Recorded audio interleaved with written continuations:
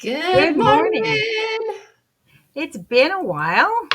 We weren't here last week. April was not the best month for us on this, but it wasn't terrible. It's just we had busy month in April. So Yeah. Yeah, anyway, good I would morning, have been everyone. very delirious if we'd done this last week. Yeah. All right. So, pardon me. So today's topic, by the way, good morning, everyone. I'm Donna Stroll. If you haven't been here before, and this is my beautiful and talented co-host, Rose Short, and this is the Dark Roast, where we discuss online marketing tips, tricks, suggestions, ideas, things to step away from, and all that good stuff. We try to help people who are just starting out in marketing, or maybe they're intermediate and or they're trying to switch from one format to another. And we just try to make sure that people get some good information without all the hype and without any buying or any of that kind of stuff. Just knowledge for knowledge's sake. Yeah. Um, so today we are going to be talking about the psychology of your buyer, because it's not magic, right? It's just marketing. So we're trying to help you figure out why people really click your links if you're an affiliate marketer, and why they buy. All right. So it's about understanding those triggers, the things that actually make people want to buy your stuff, instead of go stay the hell away from them, right? Yeah, we all know people who are natural sellers who can do this no problem because they just initially understand psychology and how to connect with people and whatnot. And not all of us are like that. Some of us do not understand how to connect with people at all. And so we need a little more assistance of figuring out how do I do this without sounding pushy, without sounding slimy, without feeling like a steak oil salesman, but also making money at the same time. Yeah. So, I mean, there's a few reasons why people buy emotionally, and then they justify why they're buying logically. So they'll lead with their heart and then follow up with their brain. So, like, 95% of purchasing decisions happen subconsciously. And it's actually a Harvard professor, Gerald Zaltman, is who the one who stated that. So that's not just some random thought. That's actually based on real information. So the way that you can do that is you lead with a story. You lead with the things that pull people in, and then you follow it up with the logic, right? So you don't start with the specs. You don't say buy this because it has all this great stuff. You're going to tell them a story as to how this benefited you, or how this saved you time, or all these kinds of things that really pulls that emotional, so it creates that impulse to like pay more attention. And what is it? Oh my god, I got to have it. And then the logic is what seals the deal for them, but you got to start with the emotional first. Yeah, the best example of this kind of thing is I go to it all the time is the iPhone, right? Because everybody had the BlackBerry, and when they brought, when they were launching the iPhone, he talked about how great the BlackBerry was and what everybody loved about the BlackBerry, and then he went, the problem is the BlackBerry doesn't do this, and it triggered everyone to go, oh, you know what? He's right. It would be nice to have a bigger screen. It would be nice to be able to hide the keyboard, and that's how that all came about. But that's because he told the story, but again, he focused on the positive before going into what he thought it was missing and why he made the iPhone. I do miss the BlackBerry keyboard though. Less I just spelling missed errors, and I dumb could do phones. some it. I could T9 like it was nothing. It was great. So, the way you do that is you start your product pitch with how it solves a real life pain problem, or, helps you fulfill a dream, or, reach that goal that you really want. Like I used to spend 3 hours scheduling posts until this, right? If you're going to sell some sort of software program, or, I really, my dream is to have this, to fit into this swimsuit. And I've always wanted to go to the beach and not think about, what I'm wearing. And I did this in order to get there, that kind of stuff. So So, you start with that triggering that little thing in the brain that everybody else is like, yeah, that's me too, right? yeah. And then, of course, social proof. We've talked about this a number of times, right? Like, this is why there's UGC content. This is why affiliate marketers exist, because people trust people more than they trust brands. Now, there is a subsect of that where there's brand loyalty, and no matter what, someone's going to buy a brand. But for the most part, we trust each other's recommendations over like commercials, right? And it's the same kind of theory. So 88% of consumers trust user reviews as much as personal recommendations, which Yep. is huge. So you I can always use, want to read reviews. yeah, you do. See, I have the opposite. I stay away from them because I figure they're all just the pissed off people. But but you can use testimonials, star ratings, personal experiences. You can screenshot that stuff.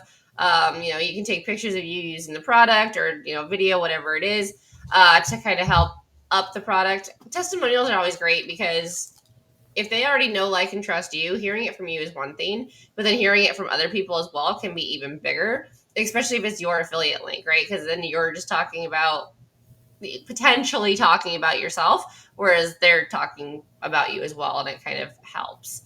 Yeah, Um, yeah, especially if you can like with videos especially, right? You can stitch that. You can stitch yeah, in other people's, comments and reviews and stitch it into your stuff as long as you do it ethically, as yeah, always, right? But, that's a great way to show and help build that trust. yeah. So, Especially if you've recommended that product to them and they've made the review and mentioned you, it's really powerful. yeah, it's a triple huzzah there. Exactly. So, Pinterest pins, blog posts, email sequences with before and after, or if it's a new product that does something that an old product you used to promote did, why I switched to this, or why I started using this, or a good one that hooks a lot of people is unexpected benefits of using this, right? Because maybe you started using it for one thing and then discovered it was really good for another thing.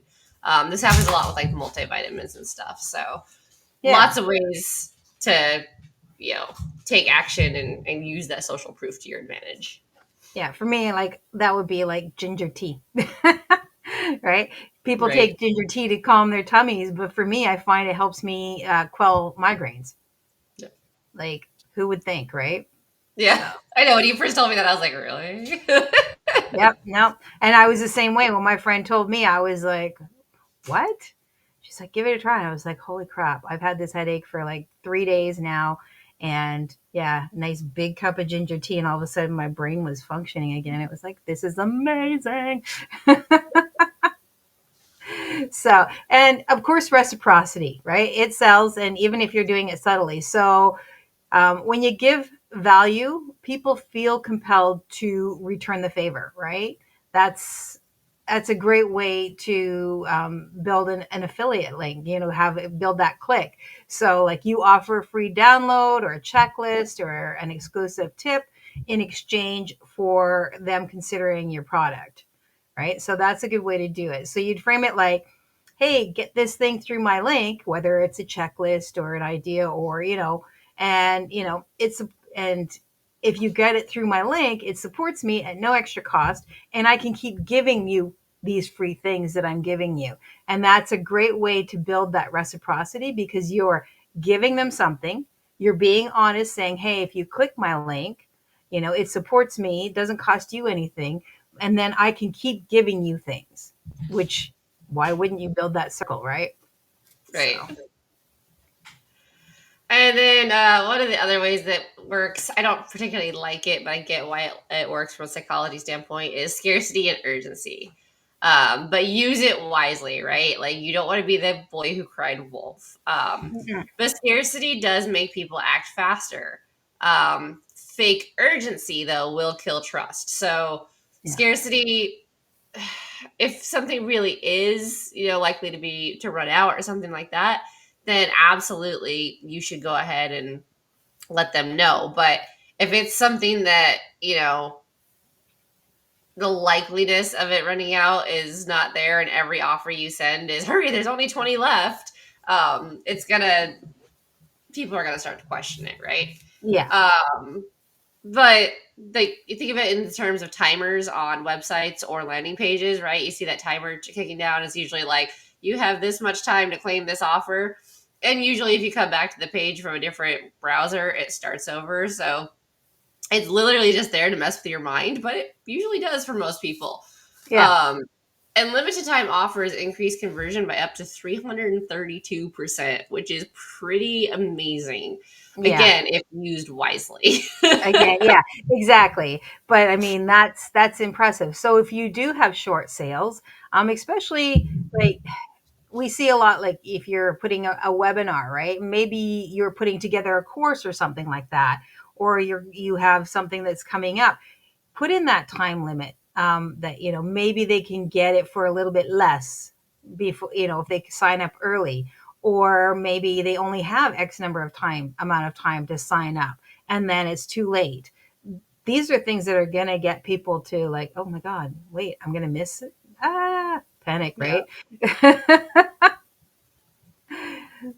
So, coupons is another one, right? So if you do have coupons or something like that, or if you provide, a lot of affiliate companies will provide you a promotional link, right? So those might have some time limits as well that you can share, and that will just get people, to more willing to click and to check it out at the very least, because they don't want to miss an opportunity to save some money or Yeah. time or whatever, right? So, Yeah. and then cognitive biases, right? We all have them. It's the simple thing when you are like driving down the road and you never saw that, you didn't really notice that there were Kias on the road. Maybe once in a while you buy a Kia and now you realize like every other car is a Kia. That is a cognitive bias. So, and in marketing, it's people will rely on the first piece of info that they see. That's why in listicles, you'll see a lot of times that the affiliate link is the first thing, right? And then they'll have all the rest of them. And they will provide the honest pros and cons, but it's first on the list for a reason. And it's because the first piece of info that people get, that's the one that sort of clicks, right? And then people don't like to miss out on things. So, that fear of missing out, that desire to gain something out of it, that's another bias that people have. And that's why people don't go to bed. I might miss something. I'm exhausted, but I don't want to sleep.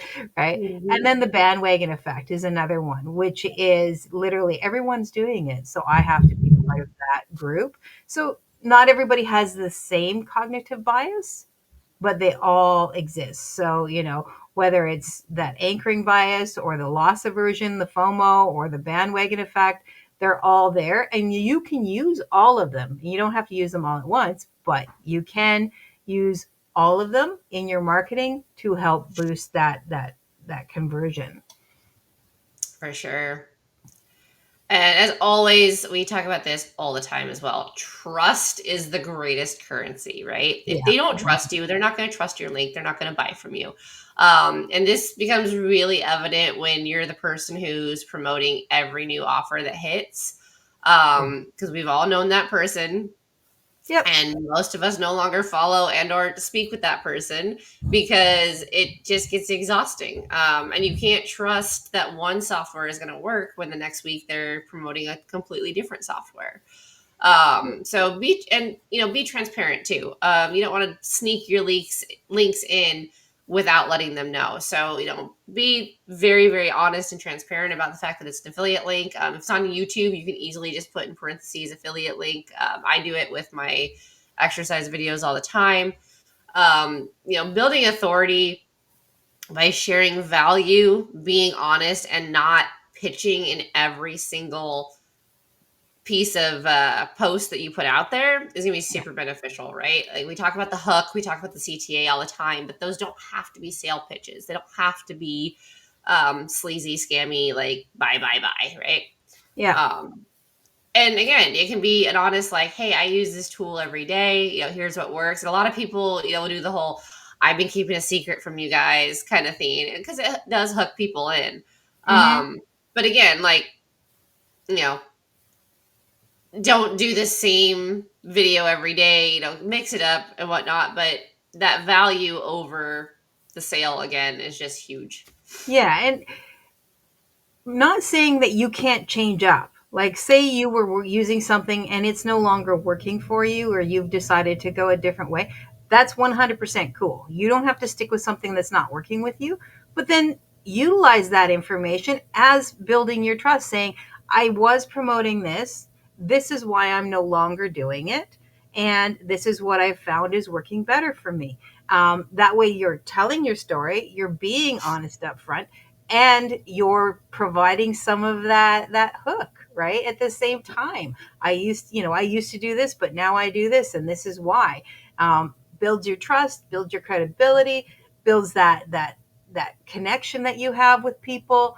All those things can be built into that, so you don't have to stay stuck promoting something that you don't necessarily believe in anymore. But yeah, you don't want to be on a merry-go-round of that kind of stuff. But you can utilize that to help build your trust at the same time if you do need to switch up. I just wanted to add that in there because we get kind of hung up. It's like staying in a bad marriage, or hanging out with that friend that just does not serve anymore, that causes you more problems than bonuses. It's supposed Yeah. to be a mutual relationship, so if it's not working anymore, you're allowed to leave, but be honest and upfront again with your people that why you did it. So Yeah, and again, we saw it a lot with Honey, right? Because Honey got into a lot of trouble. So a lot of the big YouTube names and whatnot who had promotional videos or paid promotion from Honey and had talked about Honey in their videos, a lot of them released a statement saying, I did not know that they were doing this, but I did, promote them. I apologize, kind of thing. So yeah, and that just helps build credibility because we are all human and we're all fallible. yeah, And if you learn and grow with new information, that's beneficial to everyone. So, yeah, so there are some key implementation zones that you can do. So, like your website or your blog, you add your, like we talked about previously, add a resource page with tools I love. Keep it real. You can make sure that it's curated if so that your links are all there. Use storytelling blog posts. Here's how I fixed whatever using this particular product or service. And then you can put your links in there again, making sure that you're transparent about utilizing those links, that kind of stuff. So that's one way. yep. And And then of then, course we talked about it as well, email marketing, right? You're going to have your automated sequences with your evergreen stuff, but you can send out newsletters, or you can add an email into your sequence if something has changed. You can also offer exclusive bonuses in those emails. So again, email marketing, every email doesn't have to be a sale. A lot of it can be story or blog link or something like that. So make sure when you're creating that email marketing that you're doing so in a way that makes sense and in a way that is sustainable for you. And then, you can do like a couple series, right? You can do like your welcome series, and then like your problem solution series, or your story time series. And then that might make it easier to keep it split. And then they're getting, 3 to 4 emails a week, but not all about the same thing. And they start to get that routine, knowing, okay, Monday I'm getting a technology email from this person. Wednesday I'm getting a story, and usually they're pretty funny, so I like reading those. And then Friday's usually, you know, whatever else. And I don't really like that email, so I'm not going to look at that one, but I'll look at the other two. So, yeah, consistency with email marketing is just as important as with your social media. yeah. And I like the way that the fact that you said sustainable for you, because when we jump into things, sometimes we can overwhelm ourselves by thinking that we have to do what somebody who has a team of 20 people is doing. So be consistent in a way that works the best for you where you're at right now, and then you can build it out as you move forward. You can definitely plan for your future, but start where you're at. Don't try to jump in the deep end if all you know how to do is swim with floaties. So Right. And then there's social media, which, is a big one, especially for marketers, no matter what kind of marketing you do. Even if you had a brick and mortar store, social media is having a social media presence is important. So, with IG, Pinterest, or TikTok, you can use photo carousel posts and, things like, 5 ways I use whatever service to save time, or, my top 5 favorite cooking hacks, or whatever it is that you want to do. You can do that. And then within that, you can have your links. Either, you can point them to either a link in your bio, or you can just provide information, that kind of thing, to build that trust up, or whatever. So it doesn't always have to be a sale. It can also be storytelling, or it can be, value giving, that kind of thing. And then your stories and your reels, that's another way. So you can use product demos or unfiltered reviews, that kind of stuff. Day in the life stuff of you just using it, or, things that you do to get ready to start your marketing day, that kind of stuff. Tips and tricks is another one that you can easily do in a story or a reel. So yeah, Yeah, day in the life are that's kind of awesome. popular reels and whatnot lately. So, you can always do that as well. Couple of things to focus on is like high priority is your personal experience storytelling. Now, this can be overdone. We've both experienced this where we got really tired of a couple different people because it was just like, okay, I've heard your story. I don't need to hear it every time we pop in, right? But your personal experience does build trust, emotion, and relatability. But if you're building out a course, maybe don't have it be the intro to every, module on your course. Yeah, absolutely. And the other thing about your story is it's not just one thing, right? If your story is big and epic, that's awesome. Break it down. Tell pieces of your story instead of telling your whole story all at once. Tell sections of it so it's not the same thing all the time, every time. Yeah. And then Another research. Oh, go ahead. Yeah. No, I was going to say, and another high one is the resources, right?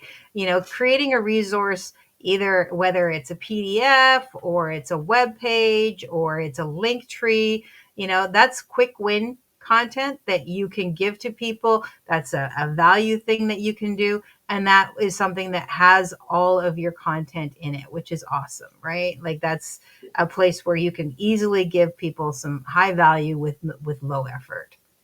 Yeah. More medium, limited time offers or your deals, right? It drives action, but if it's overused, then that urgency kind of goes away because it's like, oh, it's always on sale. So, whatever, I'll get it when I want it. That always makes me think of the certain stores on streets where it's like, going out of sale stores, and it's like it's always going out of sale. It's never ever left. It's been 30 years and it's still going out of going, going Yep. out of business. It's like, I think you're lying to me. Yep. And then reviews with proof is another medium one, because this is, again, you're just building that trust, right? So if you've got some reviews that show proofs or testimonials, those kind of things, it's building that authenticity, which can help create better conversions for you. So Yeah. And then very low on that list, and this is something we see beginner marketers do all the time, is posting every product link everywhere. You've got to focus on your curated content, relevant recommendations versus throwing everything at the wall and hoping something sticks. And we've all done this. We've all been guilty of it. So, you're not alone. yeah, it's pretty But standard. yeah, but think of it in terms of like the menu at the Cheesecake Factory, right? Where they offer so much that it's hard to choose. You want that simple like Cane's menu where it's, I think 6 meals and it's all chicken. Like you want to keep it very simple and not overwhelming. So, yeah. Mhm. And this is a way where maybe using a link tree, like if you have a lot of links, instead of posting all those links and trying to get it everywhere, use a link tree, or Yeah. a stance, or if you've built it out through System.io and you've created your own, dashboard kind of link space, that's fine. Maybe you use that instead and say, you can check out all my stuff. And while you're doing all those other things, you can use that link instead of having 100 different links for people. That way you can still promote all your stuff. You can still do it in multiple places, but now they have one decision, one place to go instead of like, oh my God, there's like so much, and not knowing what you're actually about because there's too many links and they can't follow the path that you're laying down for them. Yeah, you're not three dimensional, so your marketing doesn't have to be three dimensional, but or you're not sorry, one dimensional. So your marketing doesn't have to be one dimensional.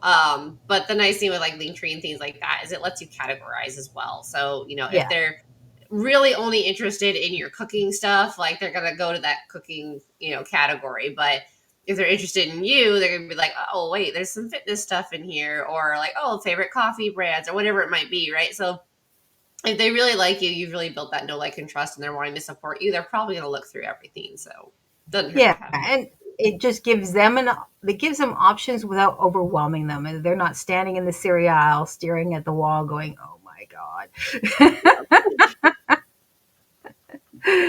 So, I mean, your affiliate links shouldn't feel like a trick, right? That's number one. They should feel like a gift. You're giving them something. You're giving them the opportunity to solve a problem, reach a goal, dream big, whatever it is. It's supposed to be a gift to them. You're not supposed to be taking from them. So if you're going to be able to help problems, help people with their problems, and then the clicks will take care of themselves, right? So it's just how you get that information out there. So leading on that storytelling, leading on building that know, like, and trust, those are your key things that are going to help buyers. And then also, going back to, the biases. So the anchoring bias, knowing that people rely on the first piece of information that they see, and then they compare everything else to that. Even if they find something better, that's the bar that they set. Okay, so if you're going to be doing lists and stuff, like I said, or loss aversion, that FOMO, that's where your timers come in and your, limited time offers and your coupons and all that kind of thing. So, if they feel like they're going to miss out, that's another bias. They try to stop that. And then the bandwagon effect, if everyone else is doing it. So if say you're promoting a very popular product, you can actually utilize that as part of your marketing instead of going, oh my God, I'm swimming in a sea of a million fish. Well, yeah, because it's popular and everybody wants to wants to jump on the bandwagon and be part of that. So those are things that you can do to really help your marketing, right? And it's not all one dimensional. Yes. So I think that's it for today. Yeah. If Yeah. anybody's gotten some useful tips about this or something that's really sort of triggered their brain, by all means, drop a comment. Let us know whether you're seeing this later on our Facebook or if you're seeing this on our YouTube next week. And I think that's it for this week. So, what are we talking about next week, my dear? Yeah. So next week we're going to clarify some things. So we talk about evergreen content all the time, but maybe not everyone knows what the heck we're talking about. So we're going to talk about how to create evergreen content that continues to generate affiliate income over time, and just in general what evergreen content is. Yeah, and yeah, where you can put it, and it's not all just your website. So, Yeah. So, all right, all right, I guys. think that is it, and that is all for today, folks. If you found this helpful, please drop a comment, share, and hit that subscribe button. Your feedback is super helpful in growing this channel. And of course, if you have any questions or if there's any specific thing that you would like us to talk about, drop that in the comments too. Happy Friday! Happy Friday, everyone.